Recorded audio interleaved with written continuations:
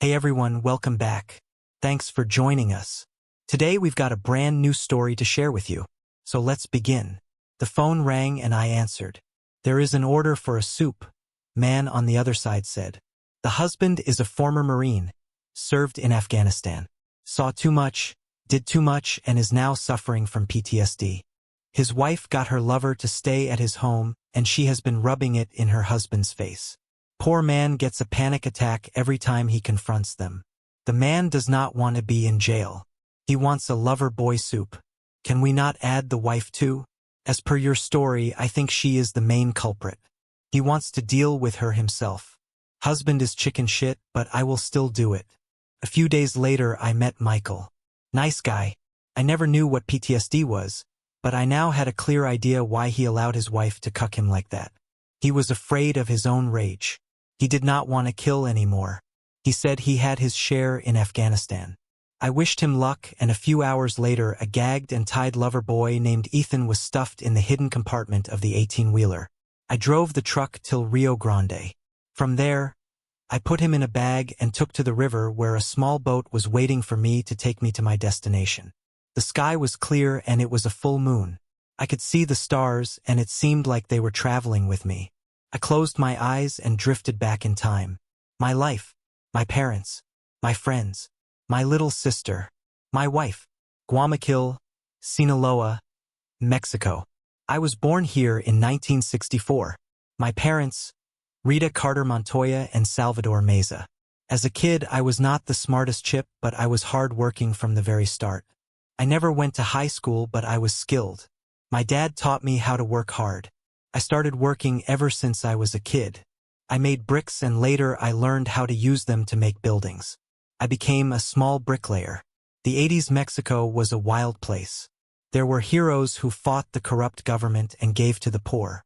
We had Miguel Angel Felix Gallardo, El Gif de Gifs, the boss of the bosses, El Chapo, the Arellano Felix brothers. Hell, it was the golden era of the cartels. The government never cared as they had their mouth filled with either money or their bodies riddled with metal. I, on the other hand, was just a poor man with just the desire to live, make some money, get married and have some kids and die. Oh, I guess I did not tell you my name. Santiago Meza Carter. They also know me as the El Cago, meaning the shit. But what I am most famous as is El Pazolero. It means the stew maker. You may also ask what is with that weird name. You will know in a few minutes. By the way, I love pozole. Pork shoulders slowly cooked with vegetables. Slowly is the key word here. I married Sophia when I was 21 years old. She was a knocker. Curly hair, brown eyes, a sharp nose, small lips and a body to kill for. She was like a young Salma Hayek. Life was fine. It was a struggle, but it was good. I had everything that I wanted and never thought I would end up where I am today. One fine morning my lovely wife asked, "When do we move to the big city?" I don't want to stay in the village. I always wanted to go to the city. All my friends are there. All your friends got divorced after moving to the city. Some are working as hookers. Some of them have returned and 2 of them have disappeared. What I heard that the 2 are now working for the cartel as a pleasure woman. So, after hearing this, you still want to go? I asked. Just because they made mistakes and wrecked their lives does not mean that I will have the same fate. After all, I want to go with you. Will you not any with me? She said, making a sad face. I'll think about it, but I don't promise anything. I said, and I left for the construction site. I was not sure why she suddenly started this discussion, but it was not something I liked. I have an entire family to take care of here. My parents and my little sister, Emily. Cannot go away and leave it all behind. There are things that we want to do, but at times they never happen. Instead, what happens is the total opposite of what we want. It may be for the best, and at times it is for the worst. For me, it was both. In 1992, my parents fell ill and I needed money. So I had to rush to the city to find a job and make more money. Tijuana, Baja California, big city, lots of people, very few jobs for a bricklayer. I used to find menial jobs during the day and at night. I tried to lay down to sleep and not get robbed. I went back to Guayaquil after a month. As I walked in, I saw my sister, red eyes and sad. She informed me that both my parents died a week after I left, and they had no way to contact me. I was sad, but it was part of life. They were getting old and were anyways going to die. So I sucked up and continued with my life. I went back to Tijuana a week later, and this time I had some success. I was getting work every day. I thought that my life was going to get better. I woke up every morning at 4 a.m. and went searching for work by 7 a.m. Most of the work that I got was bricklaying, loading goods in the trucks, and if I was lucky, there was a chance of working with a big-time mason. I was at a small store that I first met Victor. He would later be known as El Teo. Victor Garcia Cimental was a guy who helped loading goods at trucks. Two men can become friends based on absolutely nothing. That is what happened with us. I used to load goods for him and he paid me well. One day he offered a beer. No one ever offered me anything before this. A few weeks later he took me with him. "Where are we going?" I asked. "Time to upgrade, buddy. We are going to get rich." A few minutes later we were outside a big house and I saw two heavily armed guys standing outside. I got down from the truck and looked at the gate. Victor pointed towards the gate and said, "Take this step, buddy. We are going to be rich." I am not sure what happened at that very moment. I could hear only my heartbeat and my heart was telling me to run away and never look back. I stood frozen for 3 seconds and then everything was silent. I took the first step and walked in through the gates. That was one small step for me, but a giant one for mankind. Was it for the good? Was it for the bad? I will never judge. Victor took me to another man in the big house. I really don't recall his name, but he was a tall guy who was wearing a cowboy hat and had white cowboy boots. He also had a pistol tucked under his belt. Victor then walked with this big guy and asked me to wait. He then spoke to another man who was sitting on a chair by the pool. A few minutes later he came back to me and said, "From tomorrow, you will live here and take care of the horses and make sure that any mason work that needs attention has to be done in minutes." I nodded. The very next day, as I walked back to the big house, I was stopped at the gate and searched. I walked in and went to the big man I met the day before. He walked me to a small room at one end of the house and told me that I can stay there. That day I went to the horses, gave them hay, water, and even made sure that they are washed and brushed. There was no work in the house. That evening when I was at my room, the big man came and sat down beside me. "What is your name?" "Santiago Meza Carter. I am from Guayaquil. I am Daniel. I am from Latuna, Bataraguado. There are some rules that I must tell you about. You will never walk in the house. You will never take the horse out of the compound. You may see a lot of things that may make you unhappy or even question your presence here. Close your eyes and come back in the room and just lay down. Never talk to anyone outside the house. Do I make myself clear?" I nodded and the man got up and started walking. "I have a question." I stopped the man. "Who do I work for? I mean, who is the owner here?" He looked back at me and said, "Gabriel Alvarez." I heard that name before and immediately knew who that is. He is one of the nephews of the founder of Guadalajara cartel, Miguel Angel Felix Gallardo. Eduardo has more brothers. Together they are known as the Arellano Felix brothers. They founded the Tijuana cartel. I think I have bitten off more than I can chew. Few weeks went by and there was nothing that was significant. I never saw anything that said that I worked for the devil. After a month of working there, I wanted to go back to my village and meet my family. Daniel allowed me to go back, and I also asked if I can stay with my wife somewhere nearby. Luckily, he allowed it and said that he will arrange a small house nearby. So I was on my way to bring my family to the big city. A week later, I brought my wife back to the new small house that was about half a mile from the big house. My wife was very happy and so was my sister. They both were excited and wanted to see the city. I wanted to have kids now, but God did not want me to have kids. After trying for months, we realized that there is something that is not right. We had a heated exchange one night. "Sophia, I know how much having a baby means to you and it's important to me too. But right now the financial strain is overwhelming. I wish I could just snap my fingers and make it happen, but reality is tough. I know we've been trying for a baby, but the checkup costs are just too much right now." "Too much? That's your excuse every time, Carter. Do you even realize how much this means to me? I've been waiting for us to start a family and all I hear from you is excuses." She sneered. I'm not making excuses, Sophia. I'm telling you the reality of our situation. We have bills to pay, and I can't just magically make money appear out of thin air. Well, maybe if you worked harder or got a better job, we wouldn't be in this mess.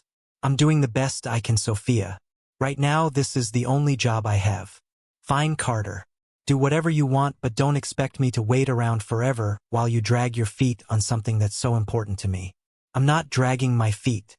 I'll figure out a way to save up for the checkups, but I need your support, not your constant nagging. We did not speak to each other that night. I started to save money, and it did put a lot of strain on our family. I wanted Emily to go to school, but that was not possible as of now. She was already 19 years old, and I really needed to get her trained on some skill set so that she can have a better life. A few days later, something unusual happened. 2 men arrived at the big house. They were not Americans, but looked like them. They looked sharp, like they belonged in a fancy office. Not here. They seemed chill, talking to the guards like it was no big deal. They knew where they were going, nodding at people like they belonged there. I waited, expecting something exciting, but they just talked to the boss. Said some stuff I didn't understand. I kept at a distance. The next day, I was with the horses when I received an unexpected summons to the back of the house. There is a small room there, and I was asked to go in. As I entered, I found the 2 men engrossed in a peculiar experiment. They had prepared a solution that looked like clear water. They asked me to lower a beef leg in a metal drum. I picked up the beef leg and placed it in the drum. I saw Victor walk in. Then they asked me to pour the liquid in the drum and start to stir it. For hours, I diligently stirred the concoction, intrigued by its purpose yet unaware of its true nature. It wasn't until 2 hours later that the mystery unraveled before my eyes. The beef leg, initially submerged in the solution, had dissolved completely, transforming the liquid into a thick soup. The stench was unbearable.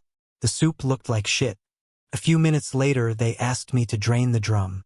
When I drained it, I found tiny fragments of bones and some bad-smelling liquid. The 2 guys smiled at me and later asked me to come back tomorrow. For the next 2 weeks, they kept experimenting with different mixtures and ways to dissolve the beef leg. I came to know that they came from Israel.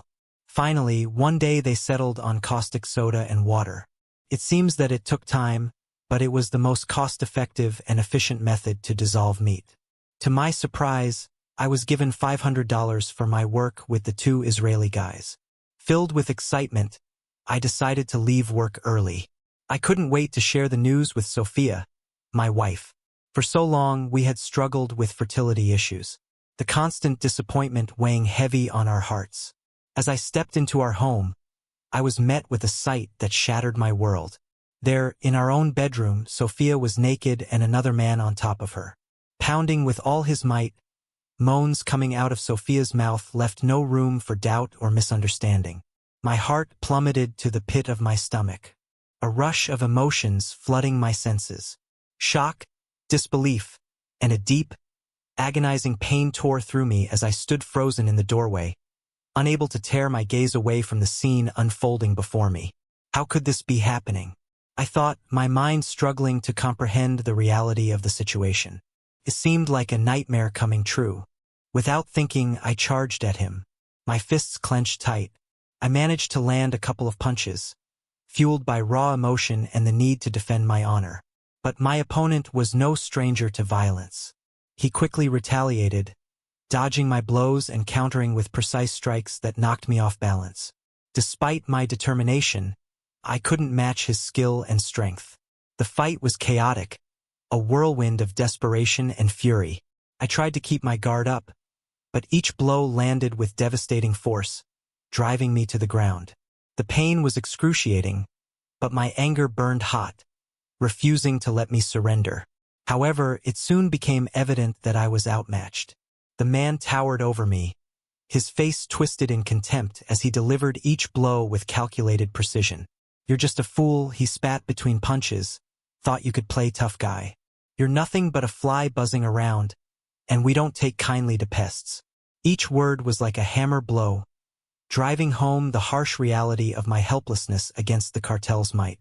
As the beating intensified, his goon joined in, adding kicks and punches to the merciless assault.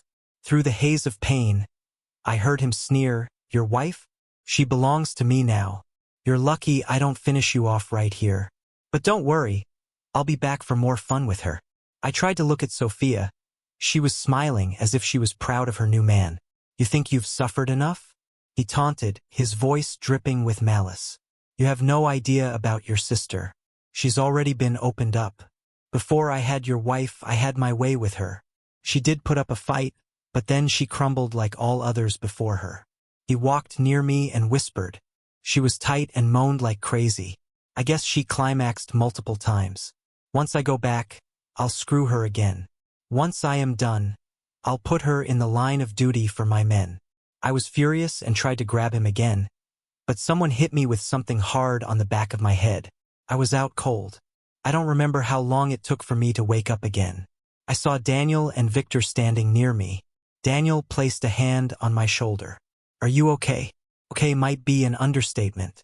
I've been better. It's been a nightmare. I confronted that guy from some cartel, and things escalated quickly. What happened? Tell me clearly, Teo asked.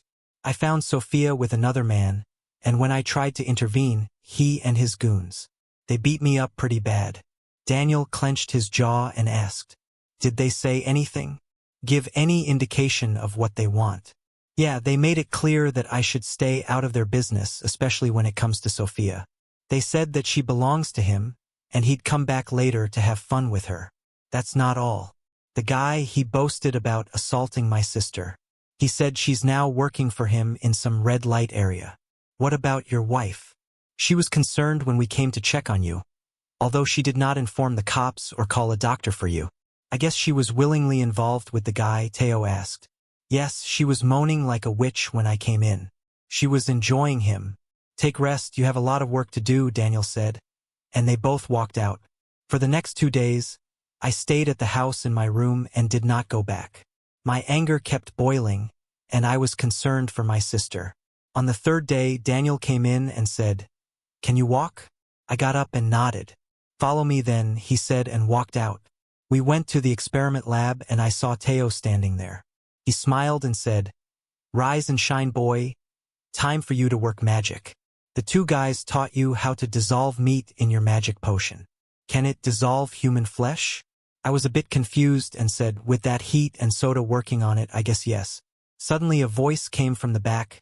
Carter, you have a choice to make. Either walk away as a human now or embrace the evil and become the devil. Gabriel Alvarez walked in and stood beside me. I now had to make a decision, but then I knew that there is no decision to be made. I will never walk out of here alive, let alone a human. You don't say no to the Felix brothers and stay alive. The only option I had was to become the devil. I became one and I was out to make sure I was the devil himself. I have a condition, I spoke. Ariano held up his hand. Your sister is still missing. Your wife has left your house and we expect that she is with her new lover Lucas Sanchez. The man who beat you up. He is a leader of a very small cartel. He is an insignificant human. I will hand him over to you. I was stunned as to how he knew what I wanted. I guess this was a reason he was who he is. I will find the pig and hand him over to you. Do as you please. What about your wife? He asked. The pig was not alone in his act. The swine must pay as well. Let's find your sister first. Let me know when you are ready.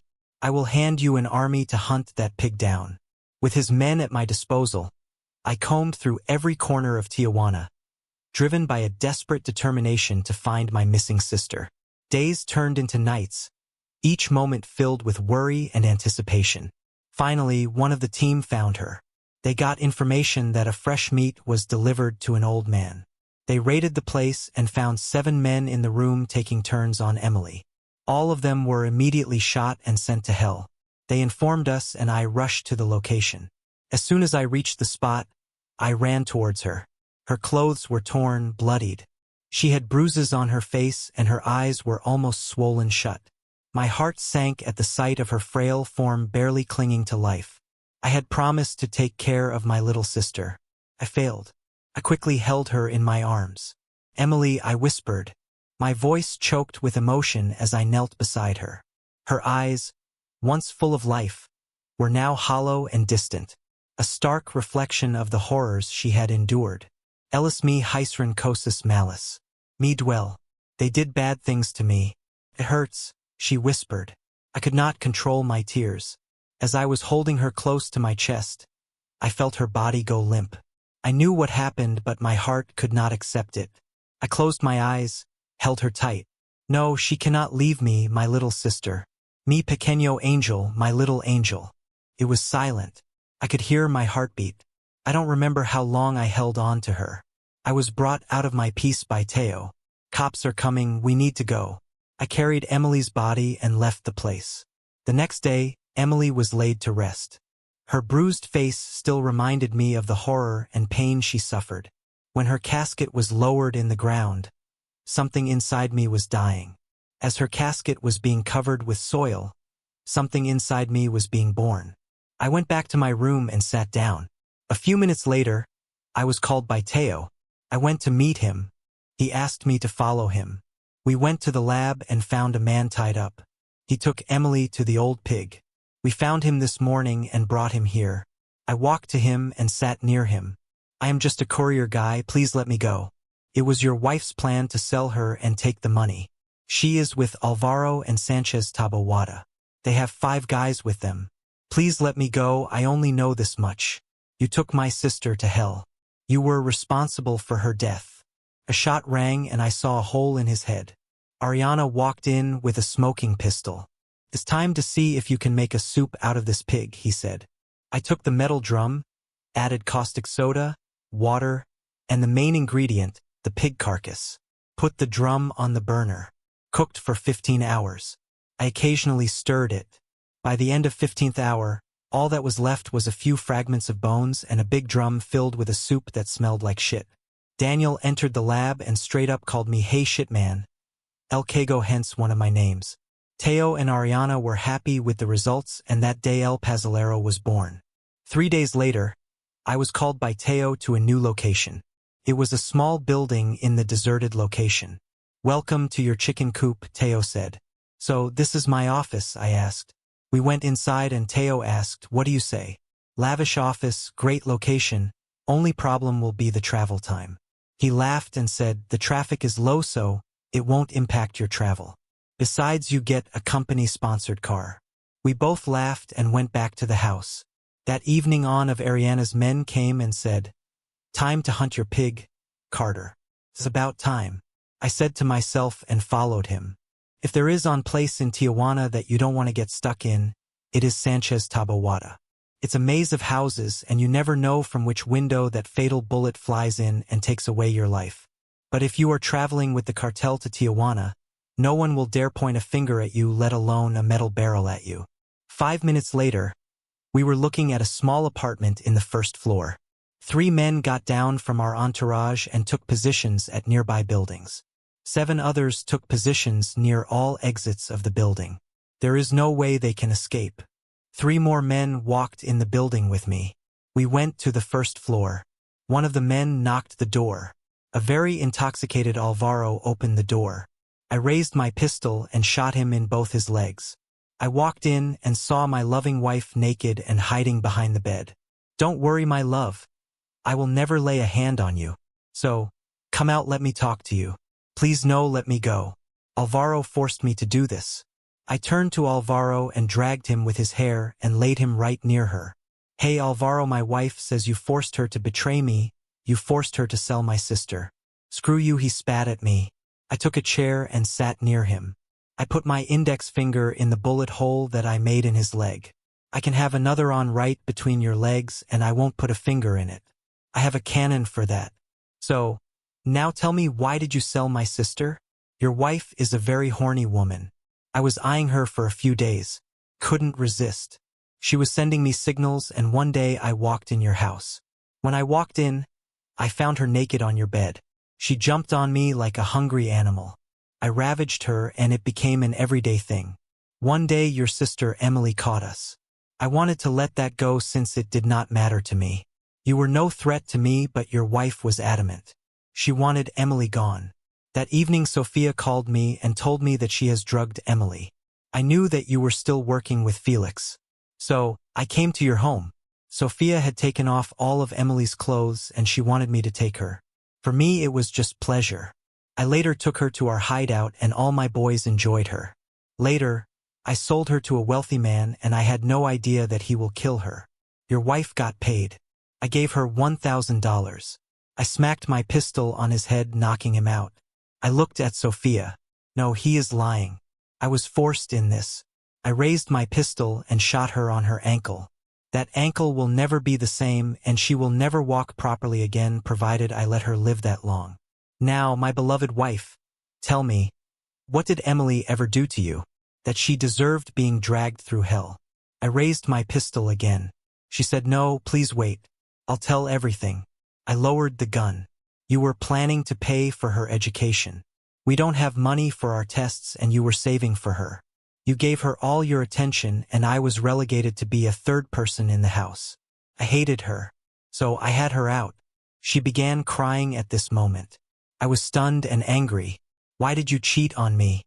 Alvaro was good-looking, had a great body, and you, on the other hand, short and stupid. I wanted to see how it felt to be with a real man, not a sucker like you. I started to hate you. I had enough. I motioned my guys and both of them were blindfolded and dragged down in the truck and taken to the chicken coop. Sophia was still tied, naked and blindfolded. Alvaro was bleeding and moaning in pain. I removed Sophia's blindfold. She saw the place and started crying. Don't worry, dear. I will never harm you. I have always loved you. But you see, the boys here have been looking at you ever since they brought you here. I have to pay them as well. Since I know that you love to screw and want to be with real men, I will give you what you always wanted. I will make sure to make you the cartel joyride that everyone enjoys. I walked out and told the guys, she is all yours. Take your turn and call your friends as well. Run the longest train in history. I returned 3 days later and all the guys were smiling. As I entered the room, I saw Sophia lying in a corner, still naked. Someone had bandaged her ankle. There is still some kindness left in the world. For a moment I felt bad for her, but Emily's dying statement haunted me. Sophia deserved all of this, and besides, she wanted to be with a real man. How will she know which one is the real one unless she tries all of them? I walked out of the room and went straight to the guys. It's time to end this. Bring them both in the kitchen and get me a chainsaw. 10 minutes later, a chainsaw motor was at its full glory. After a lot of screams, splatters, and loads of blood, I had 2 drums to fill with caustic soda and water. After 16 hours of cooking, I drained the soup for fragments and buried them in the backyard of the chicken coop. In the evening, I went back to the house and just collapsed at the bed. How many husbands walk to the dark side like me? How many can flip the bird to the law and do what they really want to do? How many have the balls to do what I did? For them, I would be the sword. I would be the executioner. The boat reached the destination. I dragged Ethan to my chicken coop. My trusted chainsaw was waiting for me. The drums were eager to cook a new soup. For all the husband who can't walk the walk, I am your devil. I am the El Cago. I am the El Pazolero. Thanks for watching. If you enjoyed this video, don't forget to like, comment, and subscribe for more stories like this. See you next time.